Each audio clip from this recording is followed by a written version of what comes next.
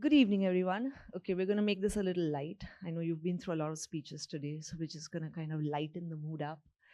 You see a picture here, that's baby Ayesha. She didn't know what she wanted to do in life. And here's a picture of adult Ayesha. She knows exactly what she wants to do in life, and she knows exactly where she wants to go. My journey started very, very young. I don't think I had any plan as a young kid who was sick, always falling ill, always weak, very, very attached to her parents. Everybody almost thought I would not make it in life, and that's pretty much what I believed. Till sports came uh, to my door and said, this is what you're good at, this is what you're going to excel at, and this is what you should pursue. These were all very, sounds that, oh, now she's already achieved something, so she can say this. But when I was young, these were the three things that probably kept me going. And these were the three things that keep me going even today. I remember in 1998, I was in the 6th grade and I was disqualified from the 200 meters. And I was sitting on the stands at University Stadium with my dad, and I held his hand and I was crying, knowing that that is probably the first and the last race I have ever lost. And I told my dad, I said, I will never lose another race again after this day.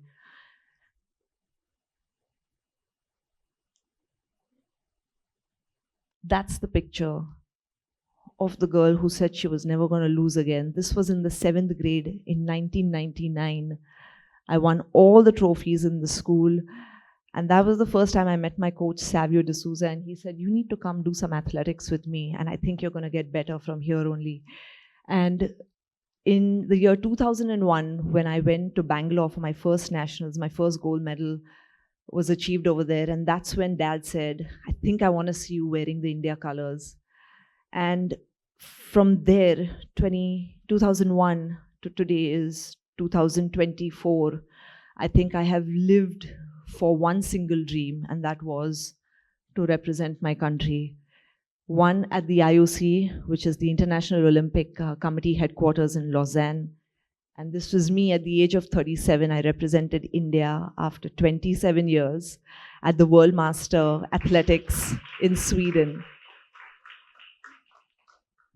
But this looks fun and this looks great because nobody knows of the struggle, the hard work, the discipline, the dedication, and the desire, the willpower, all these really big words that I can use now, which actually I had no idea of when I was young. I didn't know what all of this meant. All I thought of was, I have to be at the Olympics. That's my one single goal, and I'm going to have a tunnel vision.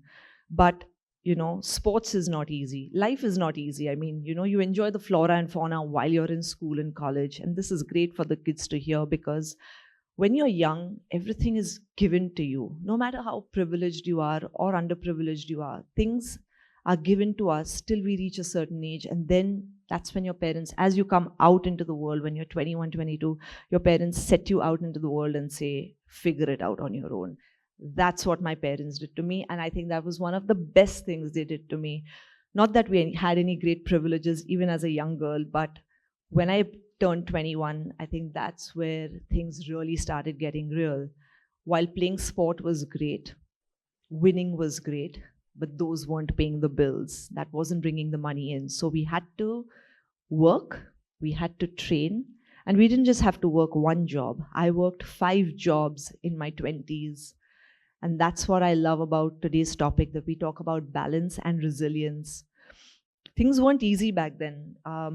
Going for training, going to work, figuring out your physio sessions, figuring out your going to the gym.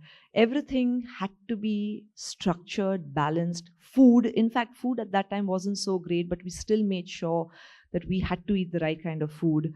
So there were many things on the way in the 20s that I had to kind of take into consideration to get here. Many, many downfalls. I would say I had more downfalls than wins, but I think something that kept me going at all times I had an accident when I was young, but everything that kept me going was that one single-minded goal of going to the Olympics. And I think if there's any reason why I became who I am today, fit girl, Ayesha Billimoria, athlete, model, trainer, influencer, anything you want to say, is because that one single-minded goal kept me going in the sport. And I think that's something we lose out today.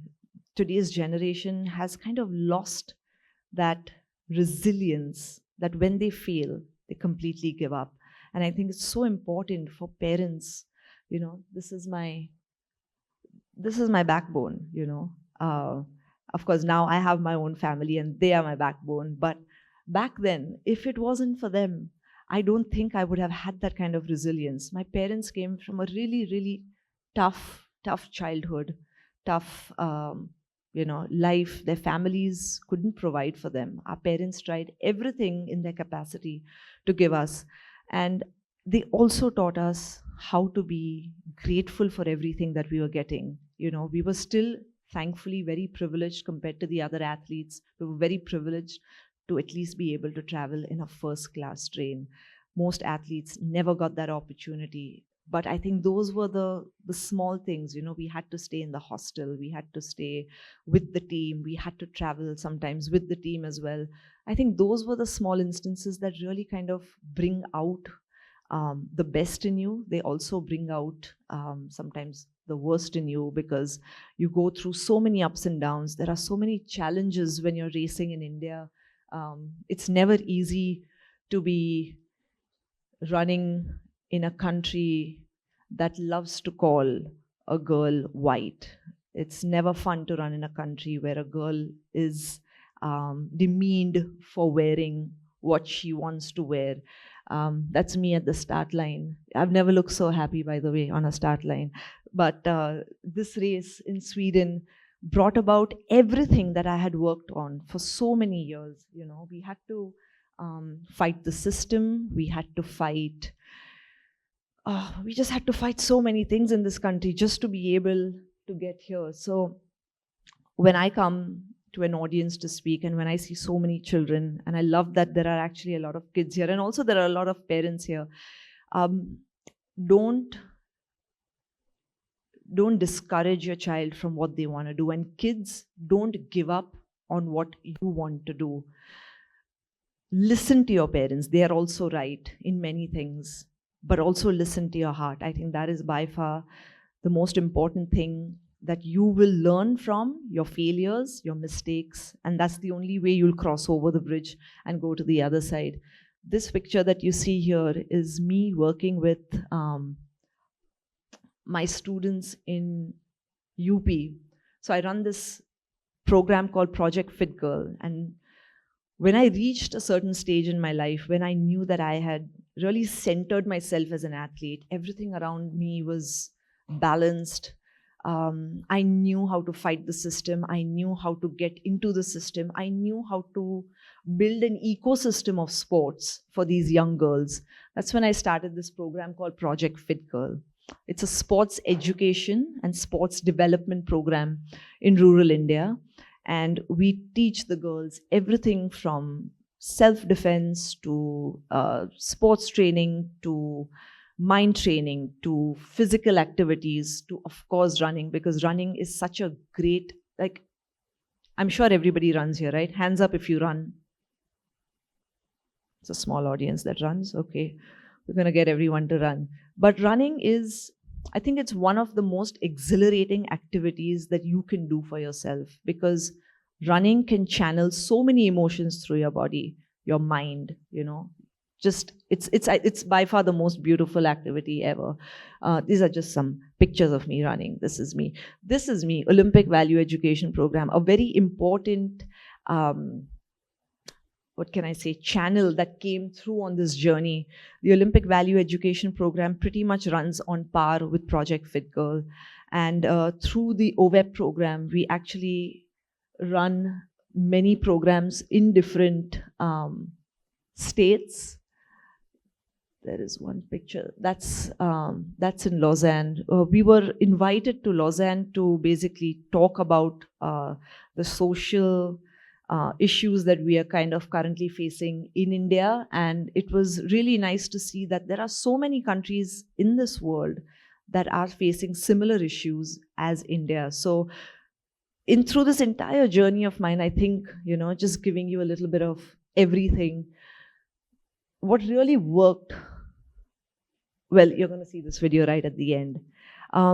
What really worked for me was finding the balance in anything and everything I do. That meant that I had to work, I had to pay the bills, I had to train, because that's really what I really enjoy doing, and that's what I wanted to do.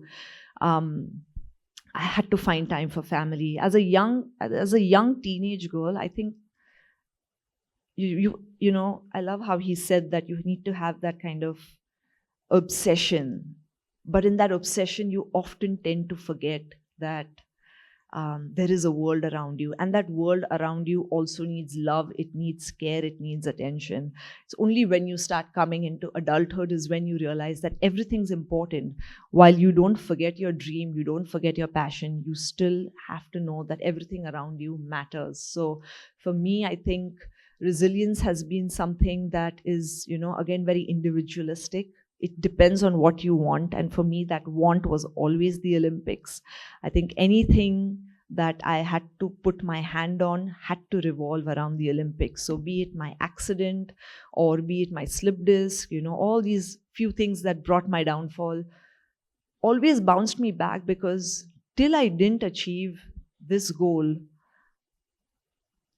I was not going to sit still. So now I can rest, because after 27 years, I think I finally achieved that goal. But till I wasn't going to get to this goal, I was almost unstoppable. I was not willing to give up. I didn't want to stop. So for me, that's the end. And now I'm going to show you one race. Well, this isn't my best race, but I still wanted you guys to watch this race, because this is almost 30 years of work that we put in. My dad, my mom, my sister. This is all in a nutshell what resilience means. This is what balance means. This is what determination means. And this is what it looks like when you never give up. So can we see that video, please? You catch me in the 5th lane. Yeah, this is just something fun for you to watch, but I think this was one of the best races that I have run. And I think just all these years of experience and knowledge and travel and training with different coaches in the world, I think I put all that experience into my legs. I'm not winning this race, so don't get excited just because I got out start. The Japanese has just crushed me right at the start. But this is the best it can get. This is the best stage of this world that I could have run on.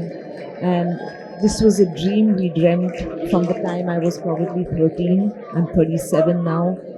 It's a long time to have such a big dream, right? So kids in this room, dream big. Don't give up on your dreams just because something gets hard. Don't give up on yourself because something's not going your way. Keep dreaming, keep achieving, and keep working hard. Hard work is the key to getting here. That's all. Thank you.